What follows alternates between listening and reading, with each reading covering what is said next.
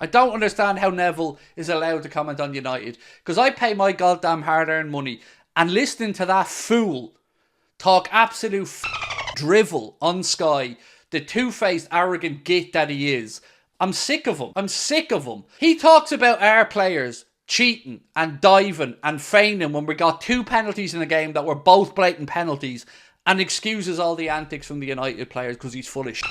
And he doesn't like being called out either. He throws his toys out of the pram. Ask Goldbridge how he gets on whenever he calls out Neville. Neville can dish it out, but he can't take it because he's a hypocrite. That's why on the Overlap and all these other shows, he has no marks on them. People that won't dare give him an opinion. Put me on there and I'll run rings around him and Roy Keane because they're both full of shit. That's my opinion on it. So I told you I was going to give you an honest answer. I'm sick of it. I'm sick of it all. I'm sick of accepting that this is how football is now in the PGMOL. That David Koo can do that. And you know what'll happen? Tomorrow, Dermot Gallagher on Sky going to come out and go, I think they can consider themselves lucky there. It's not lucky though, Dermot, is it? It's intentional. And it happens over and over. And I don't give a shit about United this season because they're crap. But I'm just saying, you knew as soon as that fell happened that Coote wasn't sending them off. Everybody surrounded him. You couldn't believe that it wasn't a second yellow card. But then I and you and other fans have to look at McAllister and Jones getting sent off for nothing. Neville needs a humbling badly because he thinks he is the football prime minister or something. He on about the United way and all this other crap. He's just another fanboy on television. Yes, he played for United, but the bias and that comes out of his mouth when he commentates on them is honestly comical. And people are going to say, whoa. Carragher's the same. No, he's not. No, he's not. Carragher knows he's walking a bit of a fine line there.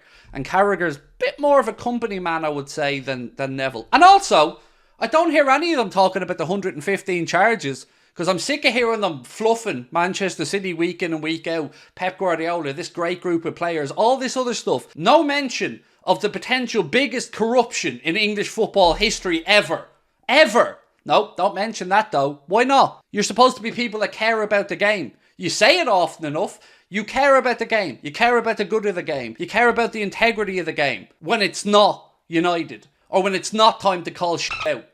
How about caring about the integrity of the game when you're seeing 115 charges being labelled at a football club that are dominating English football and winning everything, and you haven't got the backbone to use your powerful position to speak about it? How about that? It's okay the odd sly little tweet at Carragher or whatever comes out with on social media, but how about actually having the balls to say what the rest of us are thinking? Because you're supposed to be our people on there. You're supposed to be our representatives, pundits, professionals with opinions, not a backbone between them. It's sickening. It is sickening. And also, it's not like these 115 charges are just now brought.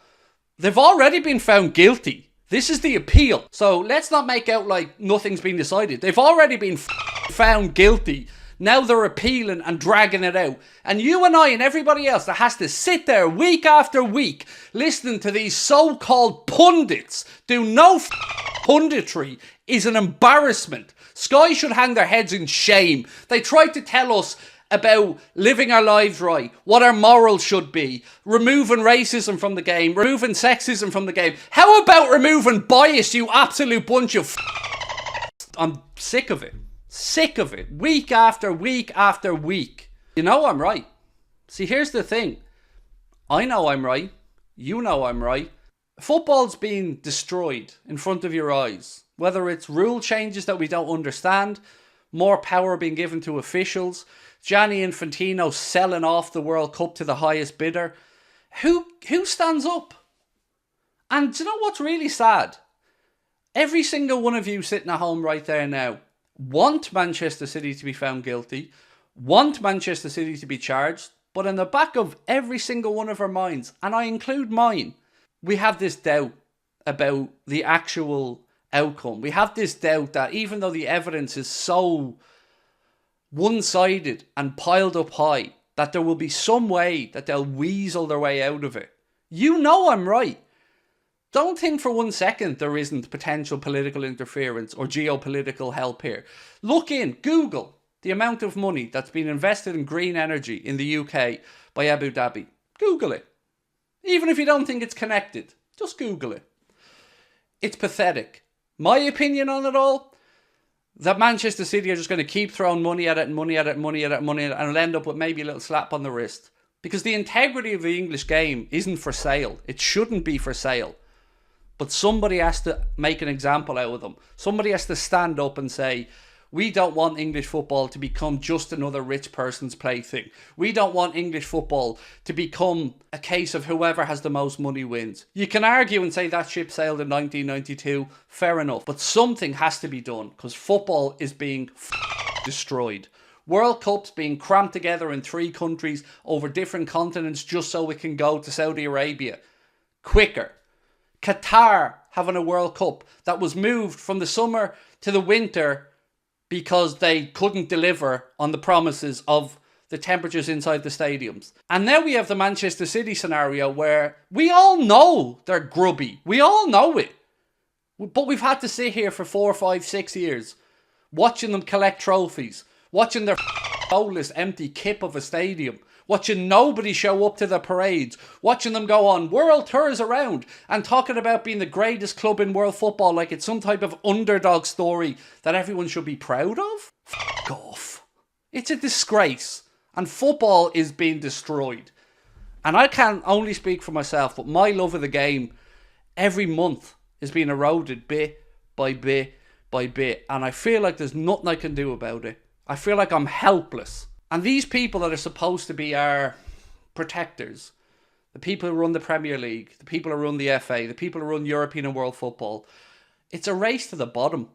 It's a race to see who can sell their soul the quickest. Prices of stadiums are ridiculous.